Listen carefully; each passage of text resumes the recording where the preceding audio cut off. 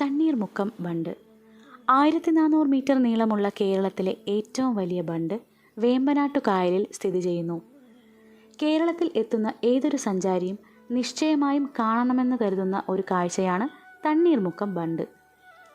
കുട്ടനാട്ടിലെ സമുദ്രനിരപ്പിനേക്കാൾ താഴെയുള്ള കൃഷിയിടങ്ങളിൽ ഉപ്പുവെള്ളം കയറുന്നത് തടയാനായി നിർമ്മിച്ച ബണ്ടാണ് തണ്ണീർമുക്കം ബണ്ട്.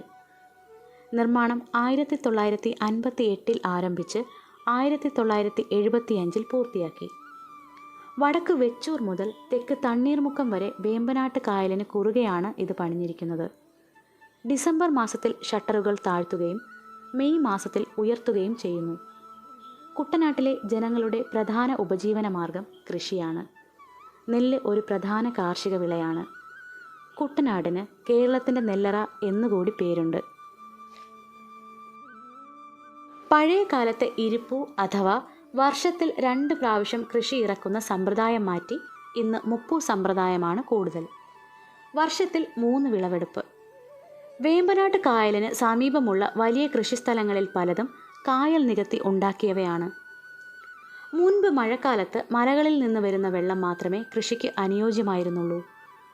വേനൽക്കാലത്ത് കുട്ടനാട്ടിൽ കടൽവെള്ളം കയറി കൃഷിക്ക് അനുയോജ്യമല്ലാത്ത വെള്ളം നിറച്ചിരുന്നു.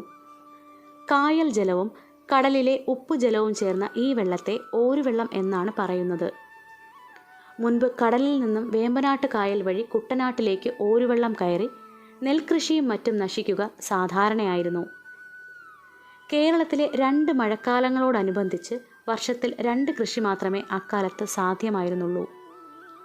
തടയണയുടെ നിർമ്മാണം 1968 ഭാരത സർക്കാർ നദിയിൽ ഒരു തടയണ കെട്ടാം എന്ന് ശുപാർശ ചെയ്തു. ഇതുകൊണ്ട് വേനൽക്കാലത്ത് കടൽവെള്ളം നദിയിലേക്ക് പ്രവേശിക്കുന്നത് തടയാൻ കഴിയും. അങ്ങനെ കർഷകർക്ക് വർഷത്തിൽ 3 കൃഷി ഇറക്കുവാനും സാധിക്കും. പദ്ധതി 3 ഘട്ടങ്ങളിലായി തീർക്കുവാനായിരുന്നു ഉദ്ദേശിച്ചിരുന്നത്. തെക്കുഭാഗം, വടക്കുഭാഗം, ഇത് രണ്ടിനെയും കൂട്ടിയോജിപ്പിക്കുന്ന 3ാമത്തെ ഭാഗം. എന്നാൽ ഇത് പല കാരണങ്ങൾ കൊണ്ടും താമസിച്ചു. തെക്കും വടക്കും ഭാഗങ്ങൾ നിർമ്മിച്ചു തീർന്നപ്പോൾ തന്നെ അനുവദിച്ച തുക മുഴുവൻ തീർന്നു. 3ാം ഘട്ടം അനിശ്ചിതത്വത്തിലായി. ഈ പദ്ധതി കൊണ്ട് ഒരുപാട് സാമ്പത്തിക നേട്ടങ്ങൾ പ്രതീക്ഷിച്ചിരുന്ന കർഷകർ 1972 ഒരു രാത്രി കൊണ്ട് തെക്കും വടക്കും ഭാഗങ്ങൾക്ക് ഇടയ്ക്കുള്ള ഭാഗം ചെളി കൊണ്ട് നിർമ്മിച്ചു. ഇന്നും ഈ 2 ഭാഗങ്ങൾക്കിടയിൽ കർഷകർ നിർമ്മിച്ച ഭാഗം നിലനിൽക്കുന്നു. കുട്ടനാടൻ പാടശേഖരങ്ങളിൽ നെൽകൃഷിക്കായി ഉപയോഗിക്കുന്ന രാസവളങ്ങളും കീടനാശിനികളും കായലിൽ കലരുന്നതും ബണ്ട് മൂലം ഇവ കായലിൽ തന്നെ നിലനിൽക്കുന്നതും മറ്റൊരു പ്രശ്നമാണ്.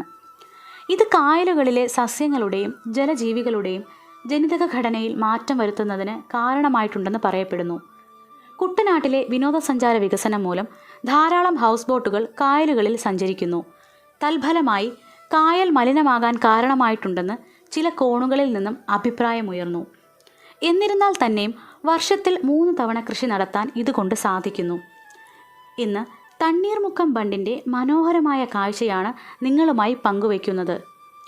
വിദേശ രാജ്യങ്ങളിൽ നിന്ന് കേരളത്തിലേക്ക് എത്തുന്ന സഞ്ചാരികൾ ആലപ്പുഴ സന്ദർശിക്കാതെ മടങ്ങാറില്ല.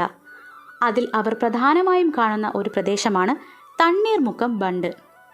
തണ്ണീർമുക്കം ബണ്ടിൻ്റെ ഓരങ്ങളിൽ പകൽ സമയത്ത് നല്ല ഫ്രഷ് കക്കയിറച്ചി കിട്ടും. ഇവിടെ വരുന്ന സഞ്ചാരികളിൽ അധികം പേരും ഈ കക്കയിറച്ചി മേടിക്കാറുണ്ട്. ആലപ്പുഴയിലെ ഭക്ഷണശീലങ്ങളിൽ കപ്പയും കക്കയും ഒരു മികച്ച കോമ്പിനേഷനാണ്. ആ കാഴ്ചകൾ കൂടി ഇതാ നിങ്ങൾക്കായി.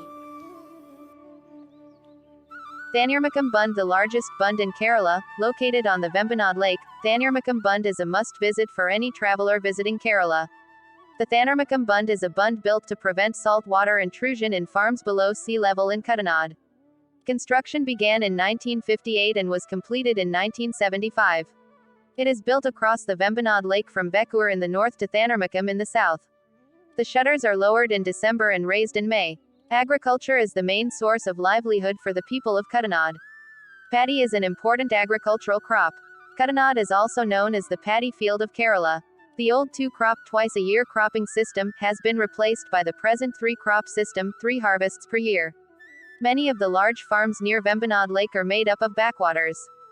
Previously, during the monsoon season, only water from the hills was suitable for cultivation. In the summer, Kuttanad was flooded with seawater which was not suitable for cultivation. That is to say, this water is a mixture of lake water and salt water of the sea. In the past, it was common for paddy cultivation to be destroyed by a flood from the sea to Kuttanad via the Vembanad backwaters. Due to the 2 monsoon seasons in Kerala, only 2 crops per year were possible at that time. Construction of dam in 1968, the Government of India recommended the construction of a dam on the river. This will prevent seawater from entering the river during the summer. Thus farmers can plant 3 crops a year. The project was intended to be completed in 3 phases, the southern part, the northern part, and the third part, which combines the two. But the project was delayed for several reasons. As soon as the southern and northern parts were completed, the entire amount allotted for the project was exhausted. The third stage was uncertain. In 1972, the farmers, who had hoped for a lot of economic benefits from the project, built the area between the south and the north overnight with mud. The part built by the farmers between these 2 parts still exists today. The third stage of the wetland Bund, Thottapally spillway, the dam in the southern part of Kuttanad. This Bund has raised the economic status of the farmers, but it is alleged that it caused many environmental problems. Before the construction of the Bund, there was a lot of fish in the backwaters of Kuttanad. These fish needed salt water for breeding. Fishermen in the area have been opposing the Bund since 2005, alleging that the Bund construction affected the number of fish in the lake. It is said that the spread of African algae in the lakes today is due to the Bund blocking the confluence of the lake and the sea. Previously, Salt Lake was cleaned from seawater. Today the lakes and backwaters are covered with moss.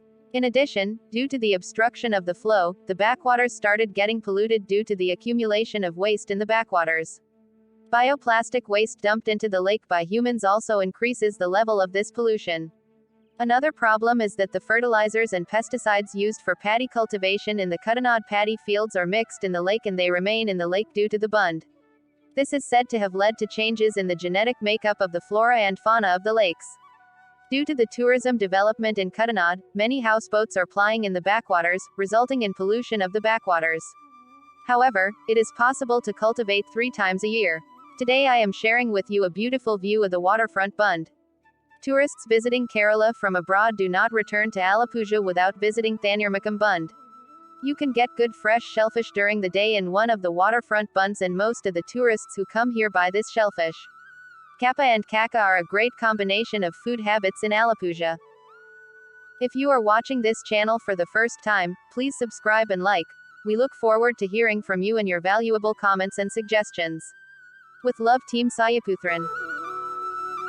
നിങ്ങൾ ആദ്യമായിട്ടാണ് ഈ channel കാണുന്നതെങ്കിൽ ദയവായി subscribe ചെയ്യുക.